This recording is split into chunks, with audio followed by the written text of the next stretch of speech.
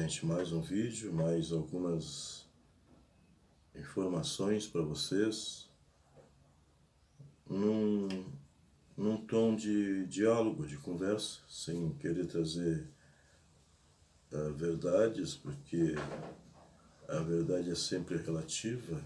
A gente vive num universo de relatividades, né?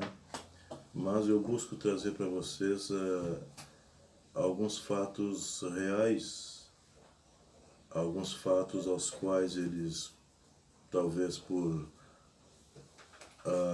uma informação distorcida que vocês receberam já, a falta de conhecimento mesmo, estão nos levando a uma distorção do que vem a ser realmente o supapo, o instrumento, enquanto instrumento, relativado ao tambor, ao grande tambor, que são duas coisas diferentes. Isso está nos levando a quê? Está nos levando a, infelizmente, a uma espécie, uma pseudo-apropriação cultural. Mas eu não vou começar falando disso. Esse vídeo ele vai ser feito em duas partes, para não ficar muito longo. Né? Primeiro, para saber como isso é feito, a gente tem que ter um conceito de supapo. O que é o instrumento supapo e o que é o grande tambor, que são duas coisas diferentes, aos quais, dentro dos estudos que eu tenho feito e que durante esse tempo, né, eu tenho chegado à conclusão de que é real, de que todas essas nuances que acontecem e podem nos levar até mesmo a conclusões equivocadas, elas são reais. E como é que isso se dá? Por a gente não ter um conceito do instrumento, para a gente não saber o que realmente é o supapo, porque até agora o supapo é apenas um tambor que era construído nas charqueadas, e ele não é só isso, ele vai além disso. Ele inclusive, ele transcende o próprio tempo das charqueadas, ele transcende a própria escravidão no Brasil. Ele tem a raiz dele, ela transcende milenarmente.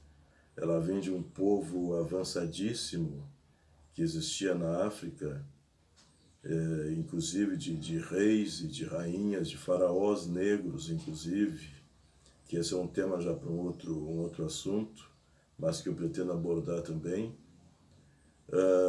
Então, um conceito assim de supapo que a gente poderia ter hoje em dia é saber qual a diferença que há entre o grande tambor das charqueadas e o instrumento supapo ao qual ele era tocado nas escolas de samba. O que acontece, gente?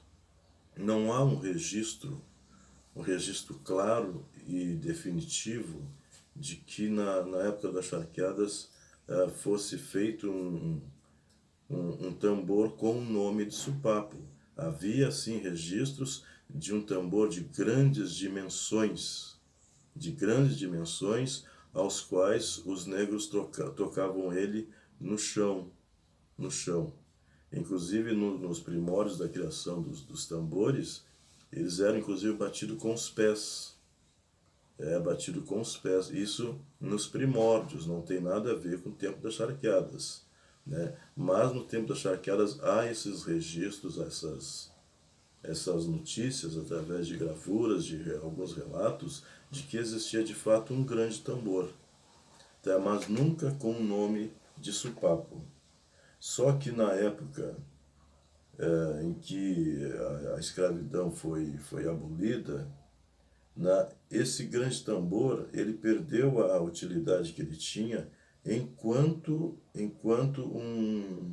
um objeto de utilização nas cerimônias de matança que existia. E de lá para cá, então, ele veio se transformando, ele veio passando por alguns processos até dentro de quilombos, dentro de lugarejos, dentro de povoados, dentro da própria cultura, dentro da própria religião africana, né, que ele veio sendo, sofrendo uma transformação.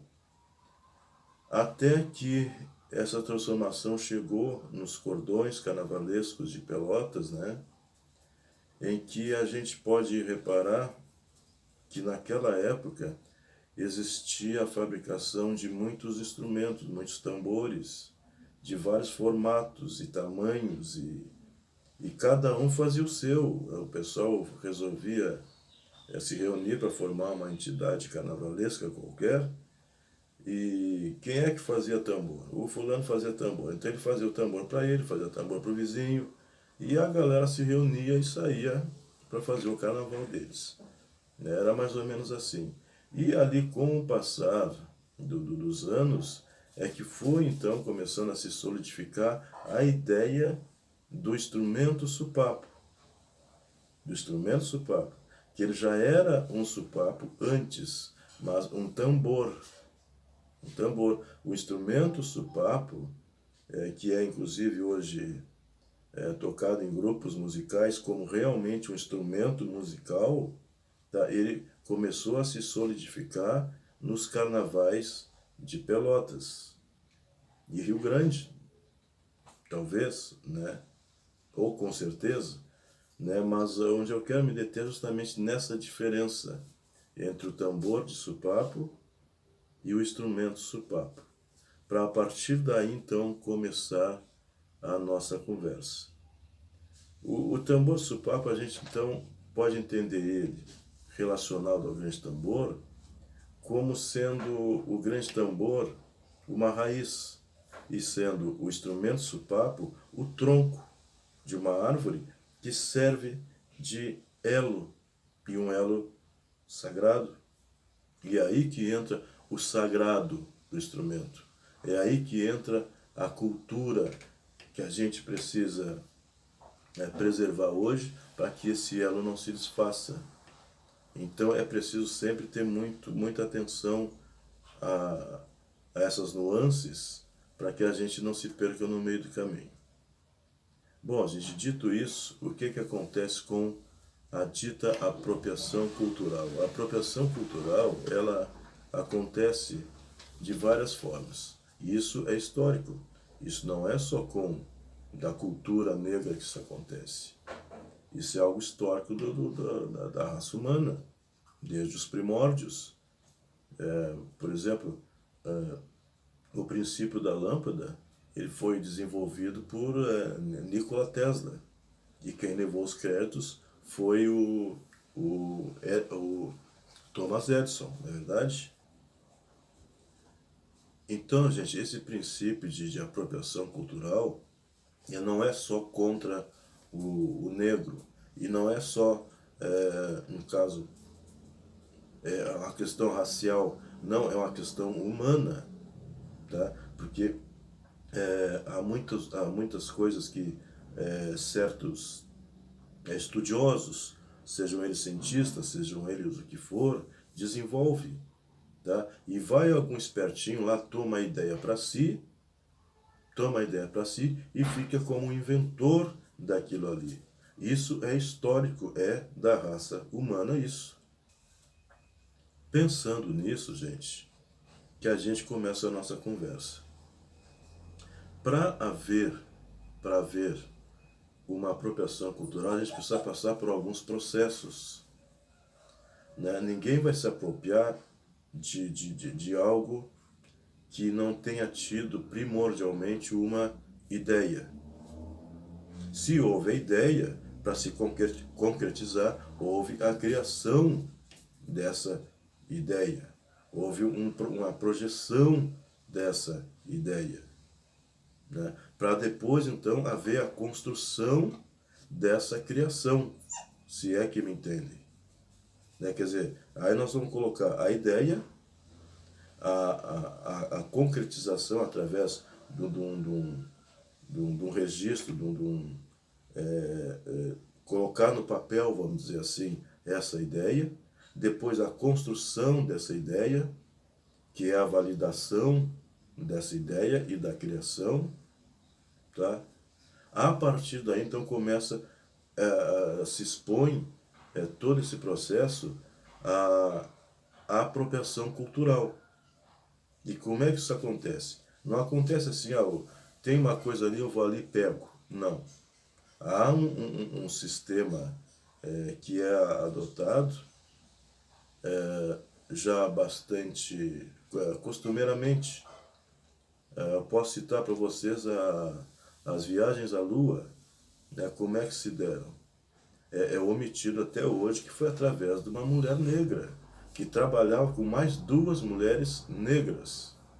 Elas que possibilitaram os cálculos para que fossem efetivadas as viagens para a Lua. Mas isso foi omitido da história. Isso é uma apropriação do conhecimento de pessoas que tinham uma cultura para fazer esse trabalho. Então, isso além de ser uma apropriação cultural, é uma omissão da cultura. A coisa do rock, da música, do blues, do jazz, né, são coisas que a etnia negra tem uma grande participação nisso, se não uma total participação nisso. A música nasceu na África, o tambor nasceu na África. E quando eu digo isso, gente, você deve se perguntar o seguinte: poxa, mas o que tinha a África de tão maravilhoso assim que inventou tudo? Não, a África não inventou tudo. Mas o princípio de tudo é na mãe África, é o continente mãe, é o que deu origem a toda a vida na Terra como se conhece. Então de lá todas as culturas se originaram, se transformaram ao longo dos bilhões de anos até chegar nos dias atuais. Tá? Então, o que vem acontecendo é que a nossa civilização atual, não reconhecendo isso por falta de conhecimento, por falta de estudo, por falta de conversar simplesmente, se informar com pessoas que têm acesso a isso, que buscam essa informação, muitas vezes em alfarrábios, muitas vezes pelas próprias deduções intuitivas, que já que a memória oral se torna cada vez mais rara, então esses elos de ligação, eles começam a se fazer cada vez mais preciosos. E por isso que é preciso que hoje a gente deixe tudo isso registrado para que não se perca. Então, gente, tendo o supapo como o tronco de uma raiz, que seria, no caso, o grande tambor, que o grande tambor fazia parte de um ritual de matança. E aí você se pergunta o seguinte: se o negro era proibido de tanta coisa nas charqueadas, como é que permitiam que ele tocasse tambor? Essa é a pergunta. Porque, gente, na verdade, foi ao contrário.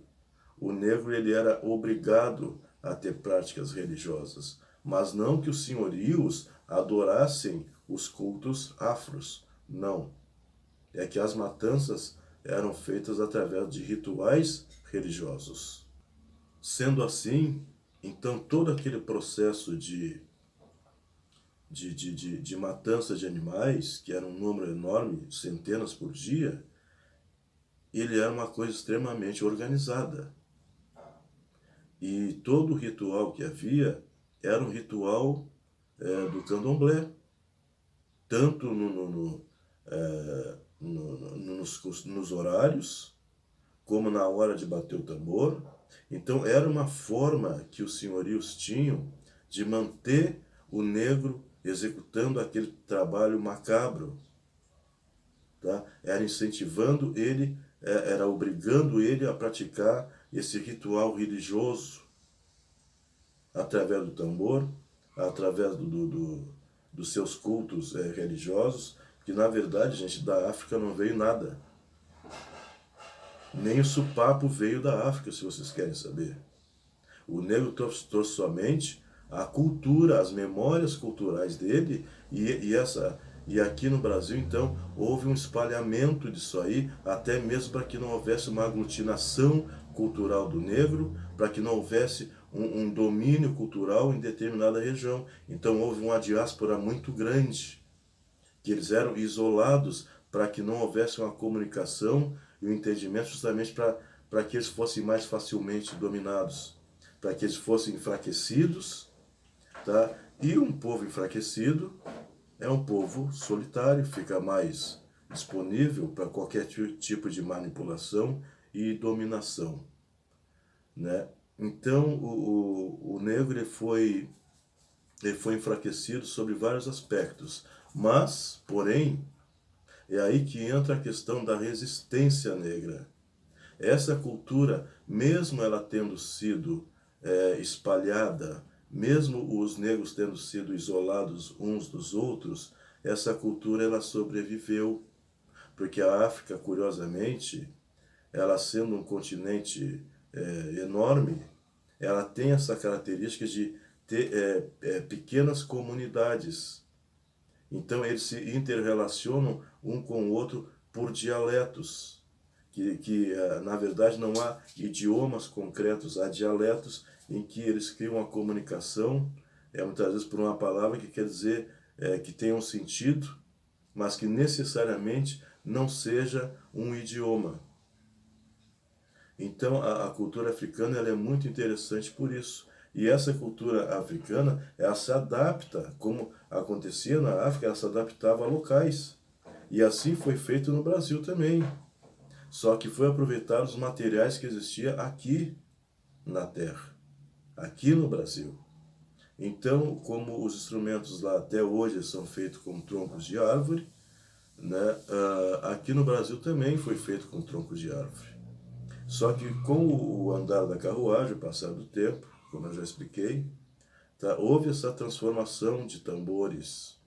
Do grande tambor que existia na charqueada, foi havendo uma transformação por materiais que foram encontrados, né? Então formou-se ali um atabaque rei, um que era sempre o maior, que estava diretamente ligado ao grande tambor.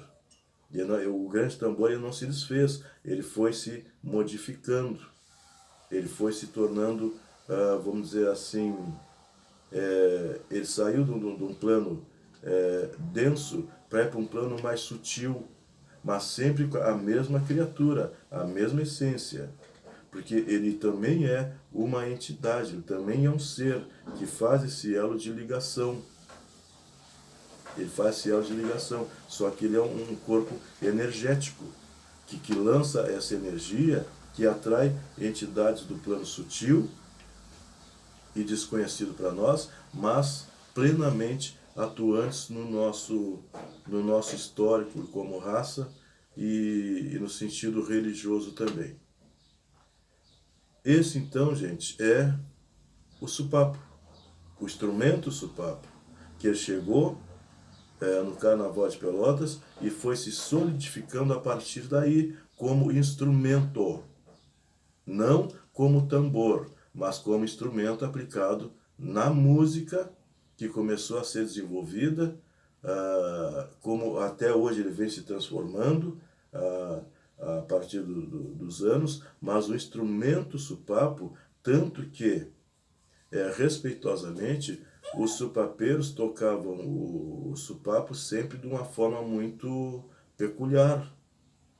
Porque se a gente for se lembrar do Pássaro Azul, tá? Ele era um supapeiro, por relatos, ele massageava o couro e vinha se destacando em cima de todo o conjunto percussivo de uma bateria.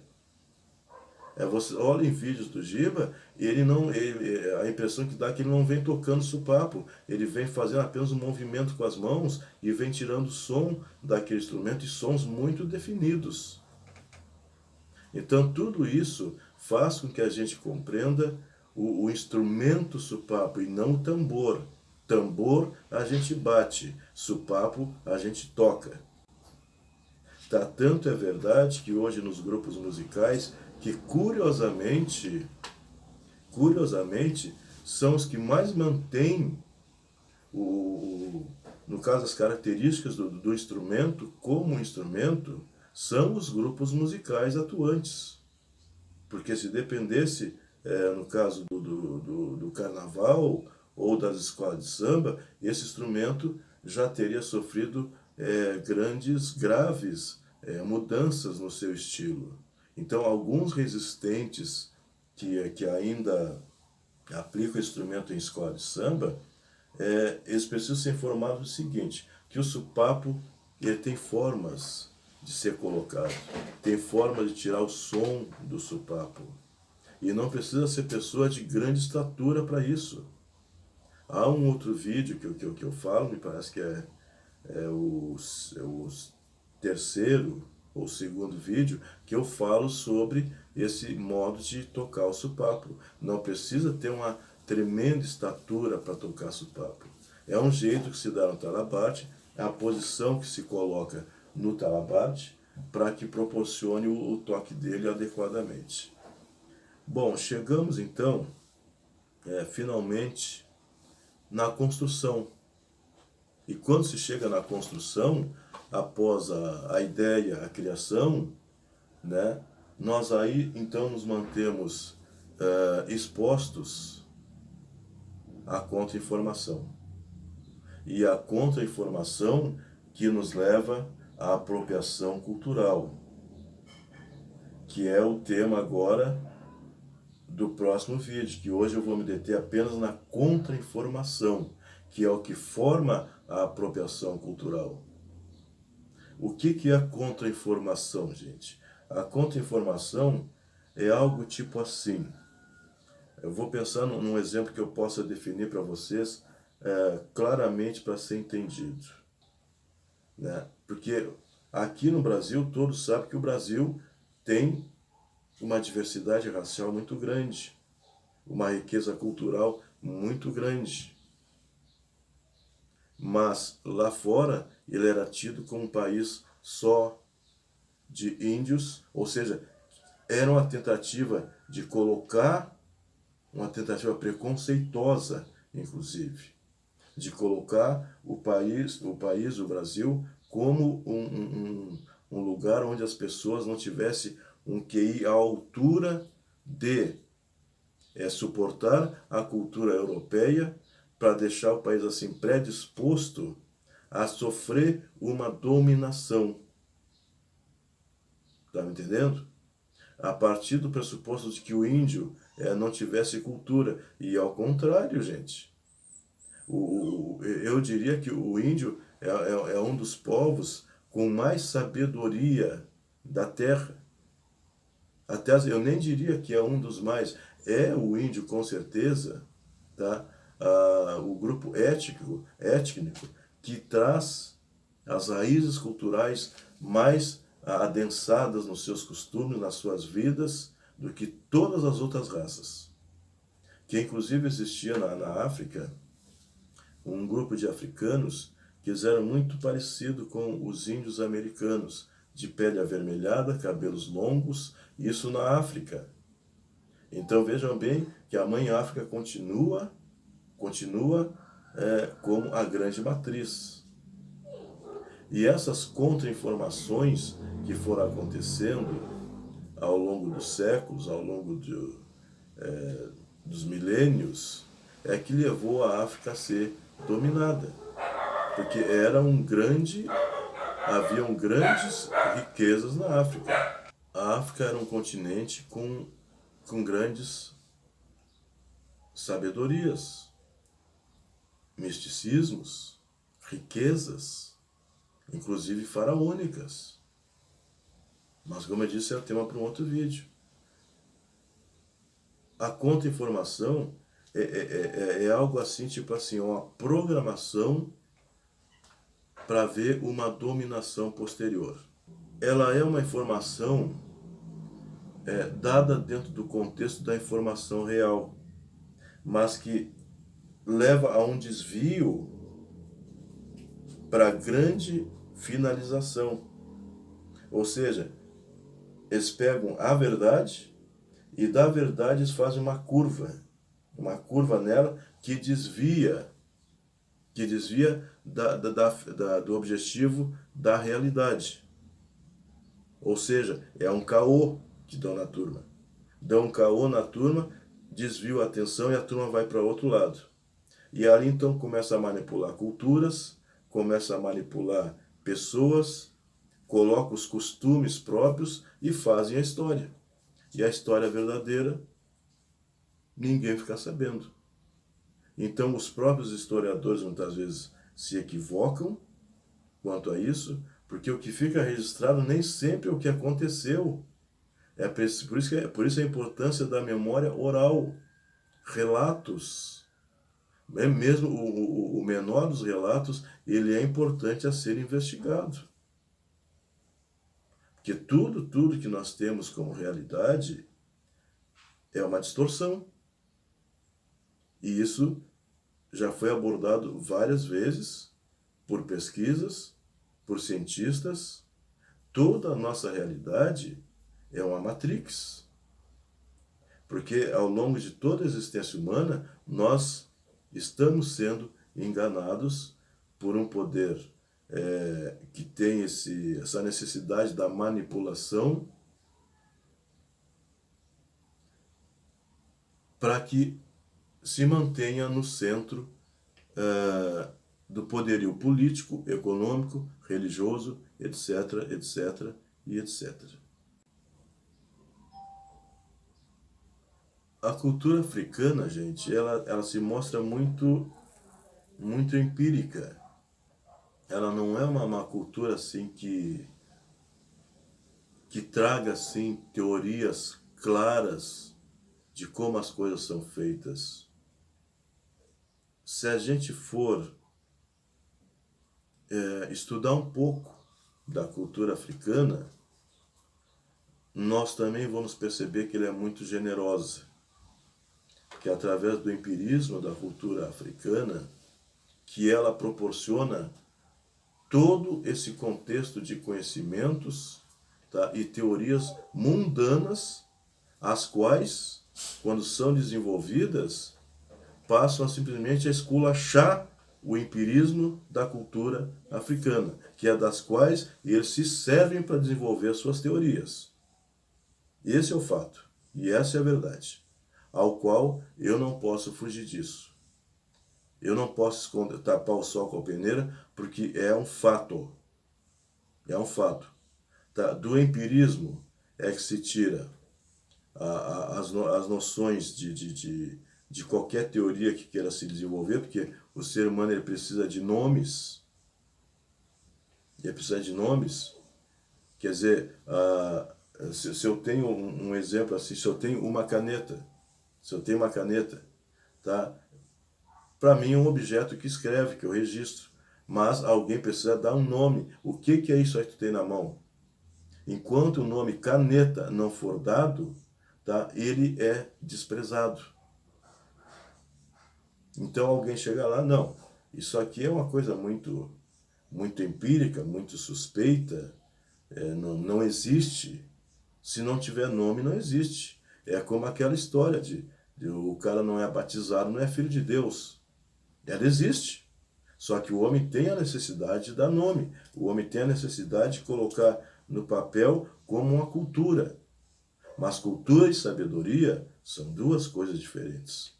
Assim como tambor de sopapo, instrumento de sopapo, são duas coisas diferentes também. Então, comecem a pensar nessas nuances, nesses pensamentos, e não caiam em armadilhas. Não vão em conversinha fiada, porque não é por aí que a coisa funciona. A contra-informação, gente, ela se torna como um modelo de comunicação para distorcer a informação. Então, diariamente a gente se depara com isso. Você deve estar pensando, mas que assunto é esse? Se você ligar a televisão agora, você vai estar sendo vítima de uma contra-informação. O tempo todo nós estamos sendo manipulados por essas contra-informações que vêm a cada momento, a cada minuto nas nossas vidas. É alguém que quer se favorecer em tal área, tá? Que lança uma notícia duvidosa de alguém, aquele alguém é prejudicado, sai em prejuízo, aí lança uma outra contra-informação para voltar a ter o prestígio que tinha antes, e assim nós vamos vivendo nesse mundo de manipulação. Essa é a essência da contra-informação, para vocês entenderem. A contra-informação é a contenção da informação. Na verdade, te dão uma informação, mas na verdade estão te colocando uma barreira para que tu não chegue na informação verdadeira. Eu poderia citar um exemplo aqui para vocês, que não é o caso, que iria deixar claramente isso entendido. Mas acho que quem conhece o assunto sabe muito bem do que eu estou falando. É um caô. É um caô. Mas a essência está no universo. Eu sempre vou optar por ser, jamais em ter. Eu nunca vou preferir o título ao que eu sou. Um título não vai mudar a minha essência nem meu modo de ser. Não vai mudar a minha essência como um ser do universo. Não vai. Então há pessoas que correm atrás de um título, de um nome. Eu não faço isso, eu não corro atrás de nada. Eu não corro atrás disso aí. Eu corro apenas atrás de uma coisa: da valorização das nossas raízes, da nossa essência, do que nos formou e que deve ser a base para o que a gente tem que seguir. É isso que eu busco. Então, se me chamarem de João, eu vou dizer, não, peraí, o meu nome não é João, o meu nome é José. Me chamar de Pedro, o meu nome não é Pedro, o meu nome é José. Então eu não busco e nem tenho interesse em títulos nem em nomes. Eu tenho interesse só numa coisa: respeito.